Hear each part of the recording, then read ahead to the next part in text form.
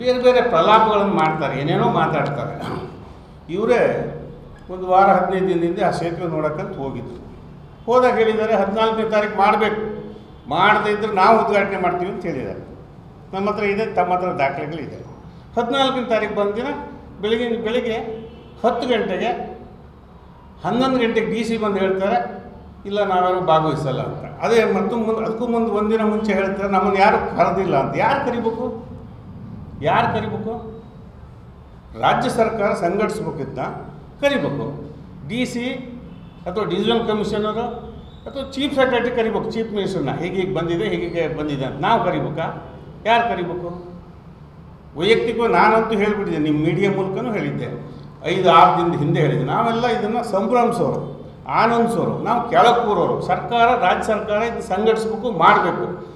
MLA, MP, district minister, PW minister, ಮುಖ್ಯಮಂತ್ರಿ ಮತ್ತು ಕೇಂದ್ರದ ಸಚಿವರು, ಈಗ ಅಧಿಕಾರದಲ್ಲಿರುವ ಶಾಸಕರು ಬಂದು ಸಭೆಯನ್ನು ಮಾಡ್ತಾರೆ. ನಾವು ಅದನ್ನು ನೋಡ್ತೇವೆ, ಸಂಭ್ರಮಿಸ್ತೇವೆ. ಈ ಸಂಭ್ರಮಕ್ಕೆ ತಾವೆಲ್ಲ ಬನ್ನಿ ಅಂತಲೇ ನಾನು 1,000 ಜನಕ್ಕೆ ಫೋನ್ ಮಾಡಿದ್ದೆ, ಸಂಭ್ರಮಿಸ್ತೇವೆ ಅಂತ. ಇಂಥ ಈ ಟ್ರಂಪ್ ಅಂದರೂ ಬರ್ತೀವಿ ಅಂದರು, ಇವ್ರು ಯಾಕೆ ಈ ಥರ ಅಸಹಕಾರ ಕೊಡ್ತಾರೋ ಗೊತ್ತಿಲ್ಲ. ಮಾತಾಡುವಾಗ ಏನೇನು ಮಾತಾಡ್ತಾರೆ ಅಂತ ಅವ್ರಿಗೆ ಪ್ರಜ್ಞೆ ಇಲ್ಲ. ಇಬ್ರಿಗೆ ಯಾವುದೇ ವಿಷಯ ಮಾತಾಡ್ತಾರೆ. ಶರಾವತಿ ಸೇತುವೆಗೆ ತಾವು ಬಂದು ಸಹಕಾರ ಕೊಟ್ಟು ಮಾಡಬೇಕಾಗಿತ್ತು. ಇದು ಯಾರಿಂದ ಮಾಡಿದ್ದು? ಸರ್ಕಾರದ ದುಡ್ಡಿಂದ ಮಾಡಿದ್ದು. ಮತ್ತು ಭಾಳ ಕೆಟ್ಟದಾಗಿ ಮಾತಾಡ್ತಾರೆ. ಇವ್ರು ಇಲ್ದಿದ್ದರೆ ನಾನು ಅದೇ ಭಾಷೆಯಲ್ಲಿ ನನಗೆ ಮಾತಾಡೋಕ್ಕೆ ಬರುತ್ತೆ, ಇವರೆಲ್ಲ ಇಲ್ಲದೆ ಹೋದರೆ ಅದನ್ನು ಮತ್ತೆ ಮಾತಾಡ್ತೇನೆ ಅದೇ ಭಾಷೆಯಲ್ಲಿ ಬೇಕಾದ್ರೆ. ಯಾರಪ್ಪನ ಮನೆ ದುಡ್ಡು? ಯಾರಪ್ಪನ ಮನೆ ದುಡ್ಡು ತಂದು ಹಾಕೋದಿಲ್ಲ, ಸರ್ಕಾರದ ದುಡ್ಡೇ ತಂದು ಹಾಕ್ಬೇಕು. ಯಾಕೆ ಮಾಡಲಿಲ್ಲ ಕಾಂಗ್ರೆಸ್ನವ್ರು? ಇಷ್ಟು ವರ್ಷ ಅಧಿಕಾರದಾಗಿದ್ರಲ್ಲ, ಯಾಕೆ ಯಡಿಯೂರಪ್ಪ ಬರಬೇಕಾಯ್ತು, MP ಆಗಬೇಕಾಯ್ತು? ಅದಾದಮೇಲೆ ಫಾಲೋಅಪ್ ಮಾಡೋದಕ್ಕೆ ನಮ್ಮ ಲೋಕಸಭಾ ಸದಸ್ಯರು ಬರಬೇಕಾಯ್ತು. ಅದಕ್ಕೇನು ಹೇಳ್ತಾರೆ, ನಮ್ಮ ಡಿಸ್ಟ್ರಿಕ್ಟ್ ಮಿನಿಸ್ಟರ್ ಭಾಷೆ, ಏನೋ ಸೋಲು ಗೆಲುವು ಎಲ್ಲ ಇರ್ತದೆ ರಾಜಕೀಯದಲ್ಲಿ.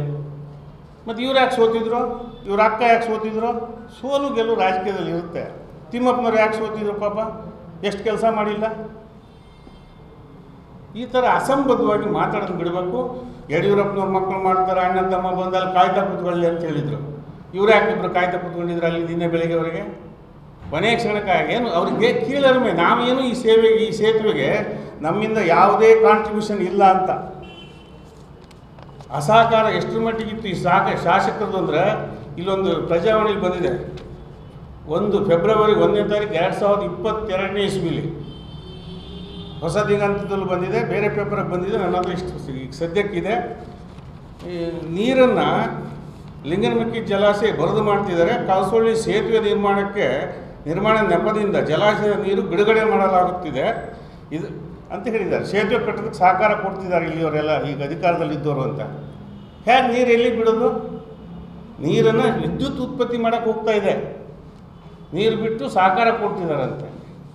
ಅಂದರೆ ಪ್ರೆಸ್ಸಲ್ಲಿ ಹೇಳಿರೋದು, ಇದು ನಿಮ್ಮ ಪ್ರಜಾವಾಣಿಯಲ್ಲಿ ಬಂದಿರೋದು, ಇದು ಎಲ್ಲ ಪೇಪರ್ಗೆ ಬಂದಿತ್ತು. ಅವತ್ತು ಪೇಪರ್ ಕಟ್ಟಿಂಗ್ಸ್ ಇದೆ. ಇಷ್ಟರ ಮಟ್ಟಿಗೆ ಇವ್ರದ್ದೆಲ್ಲ ಸಹಕಾರ ಆಗ ಡಿಸ್ಟ್ರಿಕ್ಟ್ ಮಿನಿಸ್ಟರ್ ಆಗಿ ಅವರು ಆಡಳಿತ ಮಾಡಬೇಕು. ಅದು ಬಿಟ್ಬಿಟ್ಟು ನನ್ನಿಂದ ಏನು ಸೇವೆ ಆಗಿಲ್ಲ, ನನ್ನಿಂದ ಏನು ಸಹಕಾರ ಆಗಿಲ್ಲ ಈ ಸೇತುವೆಗೆ, ಅದಕ್ಕೆ ನಾನು ಯಾವ ಮಕ್ಕ ಇಟ್ಕೊಂಡು ಹೋಗಲಿ ಅಂತ ಇವ್ರಿಗೊಂಥರ ಕೀಳರಿಮೆ. ಅಲ್ಲಿ ಹೋಗಿ ಸಿಗಂದೂರು ವಿಷಯ ಮಾತಾಡೋದು, ಅಲ್ಲಿ ಹೋಗಿ ಹಸಿರುಮಕ್ಕಿ ಸೇತುವೆ ವಿಷಯ ಮಾತಾಡೋದು. ಹಸಿರುಮಕ್ಕಿ ಸೇತುವೆಗೆ ಏನೇನಾಯಿತು ಅಂತ ಮತ್ತೆ ನಾನು ಡೀಟೇಲ್ಸ್ ಹೇಳ್ತೇನೆ, ಅದು ಸಾಗರದಲ್ಲಿ ಹೇಳಿದ್ದೇನೆ.